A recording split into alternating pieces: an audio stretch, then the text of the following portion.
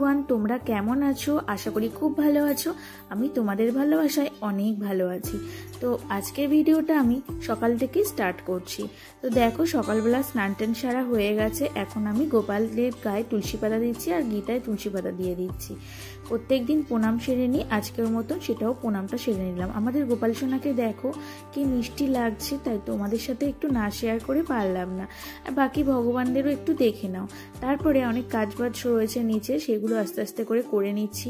প্রথমে রয়েছে জলটা ভরতে হবে। জলের বোতলগুলো একদম খালি হয়ে গেছে, জল ছিল না, সেই জন্য জলগুলো চটপট করে ভরে নিচ্ছিলাম। তারপরে আমি সবার জন্য চা করব। আর রান্নাঘরেও চলে এসেছি। দেখো, চা প্রায় ফুটে উঠেছে। আর এখানে সবাই দুধ চা খায়, তাই আমাকেও দুধ চা করতে হলো। আর দেখো, চাটা হয়ে গেছে। চাটা এবার ঢেলে নেব। তোমাদের দাদাভাই আর মা খাবে, বাকি ওরা সকালবেলা চা খেয়ে নিয়েছে, মা করে দিয়েছে। আমি এখন আবার নতুন করে চা করলাম। আর আমাদের বাড়িতে যে কতবার চা হয় তার দিনে ঠিক নেই, কারণ সবার টাইম ঠিক থাকে না। কেউ সকালে খায়, আবার কেউ আবার 3-4 বার চা খেয়ে নেয়। বাবা তো অনেকবারই খায়, তো সেই জন্য চাটা বারবারই করতে হয়। তো চা হয়ে গেছে, এবার আমি চাটা সবার কাছে দিয়ে দেবো।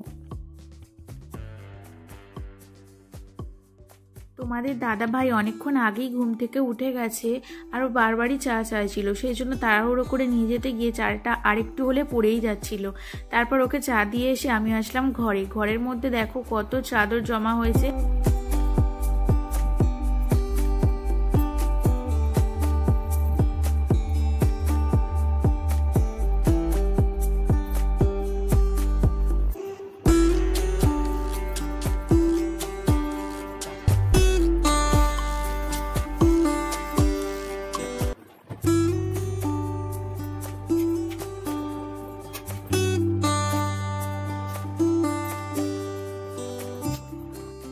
এরপরে আসলাম আমার ঘরে। আর তোমরা দেখে মনে মনে ভাবছো এরকম বিছানা কারোর হাল থাকে নাকি?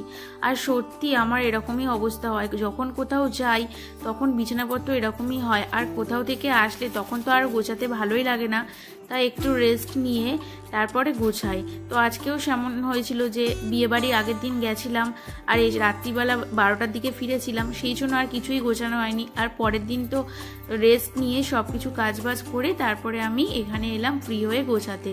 তো চটপট গুছিয়ে নিচ্ছি। আজকে এত গরম পড়েছে, তার উপরে মাথাটাও খুব জোর ধরেছে। কিন্তু কি করব, এরকম বিছানার অবস্থা থাকলে শুয়েও শান্তি পাওয়া যায় না। তো সেই জন্য ভালো করে আগে গুছিয়ে নিচ্ছি। প্রথমে শাড়ি টাড়িগুলো গুছিয়ে নিচ্ছি, তারপরে সাদা জিনিসগুলো গুছিয়ে নেব।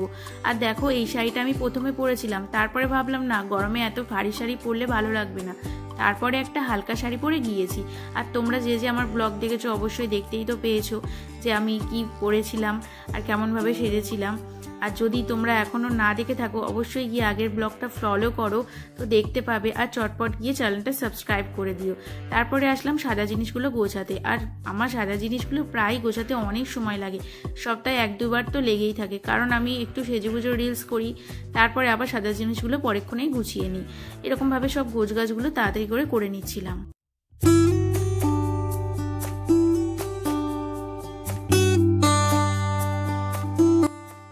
ফাইনালি আমার ঘর গোছানো কমপ্লিট হয়ে গেছে।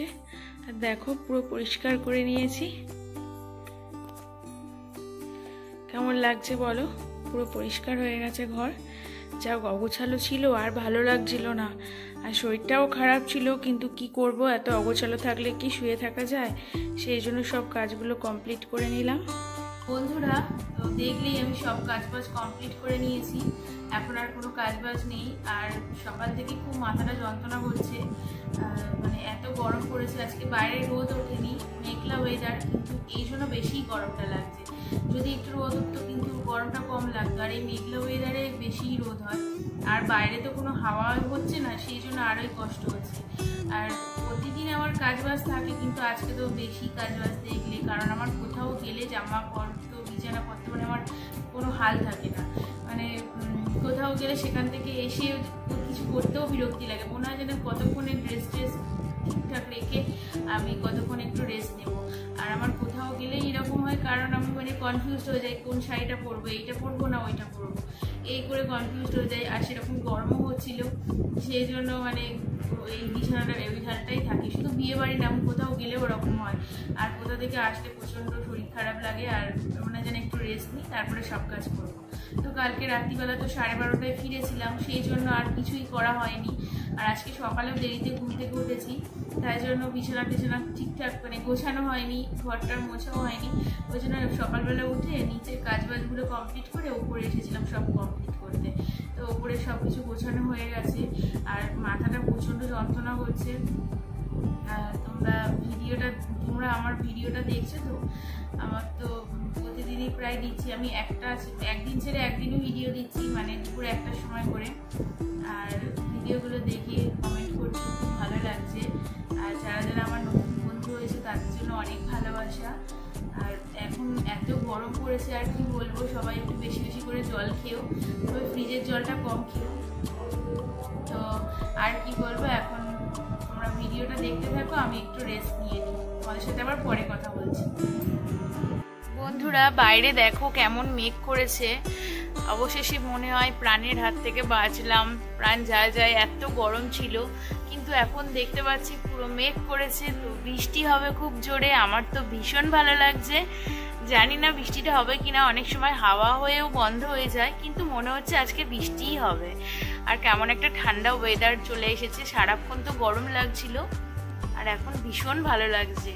তোমরা তো দেখতেই পেলে বাইরে কত জোরে ঝড় উঠেছে, আর ওয়েদারটা ফট করে চেঞ্জ হয়ে গেল। সকালবেলা এত গরম হচ্ছিল, মানে কোনো কাজ করতেই ভালো লাগছিল না। আর সকাল থেকে তো মাথা যন্ত্রণা করছিল, সেই জন্য কাজ করতে গিয়ে খুব হাঁপিয়ে পড়ছিলাম, এত গরম হচ্ছিল। কিন্তু ফট করে ঝড়টা উঠে ওয়েদারটা পুরো চেঞ্জ হয়ে গেল। আর আমার তো ভীষণ ভালো লাগছে, কারণ মনে হচ্ছে যেন আজকে থেকেই বর্ষাকাল চলে এলো। অনেক সময় ঝড় উঠলেও বন্ধ হয়ে যায়, কিন্তু মনে হচ্ছে আজকে বৃষ্টি হবে। তো কি হয় জানি না, তবে ঝড়টা ভালো করে উপভোগ করি। আর চলো তোমাদের সাথে আমি আবার পরে কথা বলতে আসছি।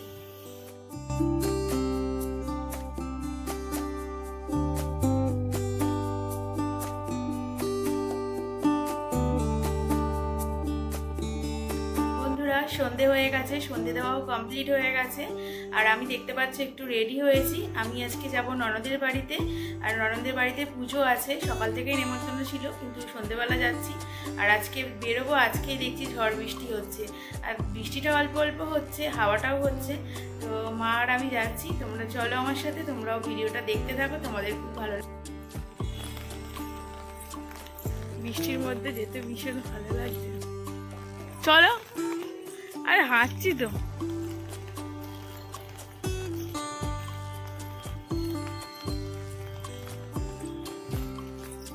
দিদির বাড়ির সামনে চলে এসেছি, আর বৃষ্টি একদমই কমছে না, তাই রাস্তাঘাট পুরো ফাঁকা, একদমই লোক দেখা যাচ্ছে না বৃষ্টির কারণে। আর এরকম ভালো লাগে বৃষ্টি হলে।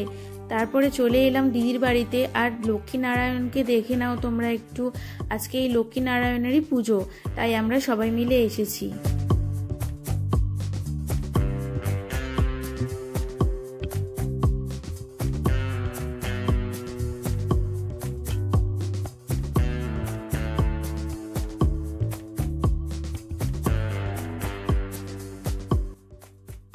তারপর আমরা সবাই মিলে প্রসাদ খাচ্ছিলাম।